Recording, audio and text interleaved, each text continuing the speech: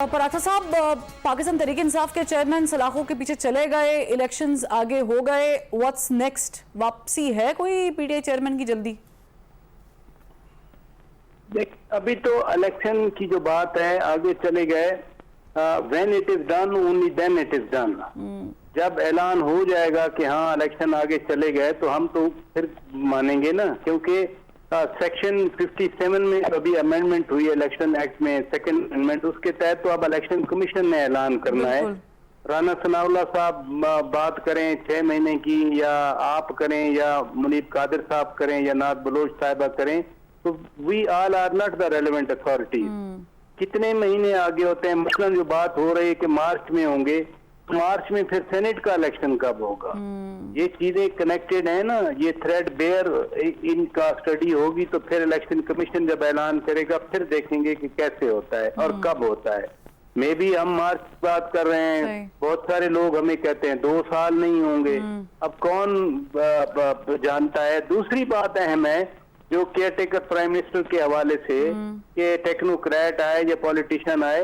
देखें, मिराज खालिद से लेकर जस्टिस नसरुल मुल्क तक लोग आए, ईमानदार भी थे, इंटेग्रिटी वाले भी थे, लेकिन कोई भी free fair and transparent election को इंश्योर नहीं कर सका। दैट मीन्स कि केयर टेकर के बस की बात नहीं है इलेक्शन के बारे में फैसला करना, या केयर टेकर फैसला नहीं कर सकता वजीर आजम के आरटीएस कितने बजे फेल करना है, आरटीएस के बाद कितने बजे रिजल्ट मैनूवर करने हैं या चेंज करने हैं, रात को हारे उनको सुबह किस वक्त हमने जगा कर बताना है कि आप जीत गए हैं। तो ये बेचारे केयर टेकर का तो काम नहीं है ना, तो कोई भी आ जाए केयर टेकर।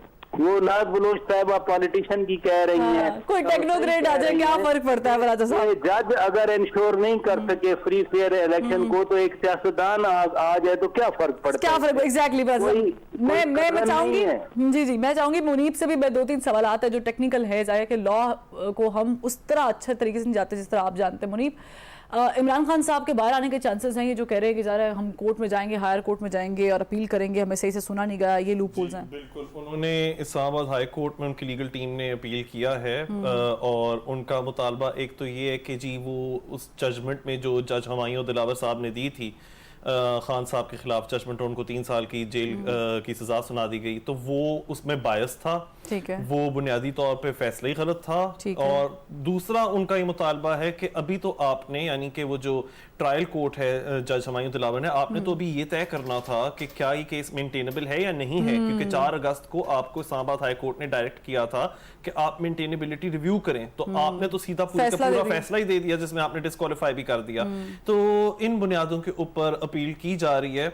अब बात इस तरह से है कि जो आर्ग्यूमेंट्स हैं पीटीआई के लॉयर्स की भी मेरे ख्याल से वो भी बड़ी कमजोर हैं। वो इस तरह से कमजोर हैं कि तोशा खाना केस के जो फैक्ट्स हैं वो बहुत वेल एस्टैब्लिश्ड हैं, और जो एविडेंस है वो बिल्कुल ही, यानी जो पीटीआई चेयरमैन है उनके खिलाफ जाता है कि आपने जो रसीदें दी कि जी हमने तो इस्लामाबाद के अंदर बेचा था, तो वो तो झूठी निकल आई।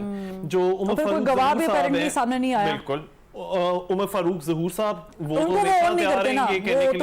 उनको चाहे ना करें, लेकिन जो सो कॉल्ड इस्लामाबाद में जो खरीदार था उनका, वो तो कहता है कि नहीं, उमर फारूक ज़हूर जो कह रहे हैं वो वेरीफाइड है कि उनके पास जो वो वॉचेस हैं वो तोशा खाना की वो ही सही वाली हैं, और वो कोई $2 मिलियन का कम से कम फिर ये घपला हुआ है। लेकिन आपको लगता है कि इस्लामाबाद हाई कोर्ट उनको रिलीफ दे देगी? जो ट्रेंड है अदालतों का, पर्टिकुलरली जो सुपीरियर आपकी जुडिशरी है, उसको देखकर लगता तो है कि बेल इज वेरी पॉसिबल, लेकिन जो मैं कह रहा हूं कि ये केस इतना मजबूत है तोशा खाना वाला कि जो डिस्क्वालिफिकेशन वाली बात है, क्या वो अभी भी खान साहब को हॉन्ट करेगा? ऐसा लगता है कि बिल्कुल करेगा, और उनके जो से चांसेस हैं ये अपकमिंग इलेक्शन में, जो अब मुझे लगता है 2024 में ही होंगे, तो वो चांसेस उनके बिल्कुल ही कम हो गए हैं, क्योंकि वो खुद ये उनकी सियासत ही होती थी कि मैं चोरों को रुलाऊंगा, मैं पकड़ूंगा। तो जब आपके ऊपर देखिए ना, नवाज शरीफ के ऊपर तो ये था कि जी 10,000 दिरहम की चीज डिक्लेयर नहीं की, तो यहां मैं कह रहा हूं कम से कम एक घड़ी तो कोई $2 मिलियन की है। ठीक है।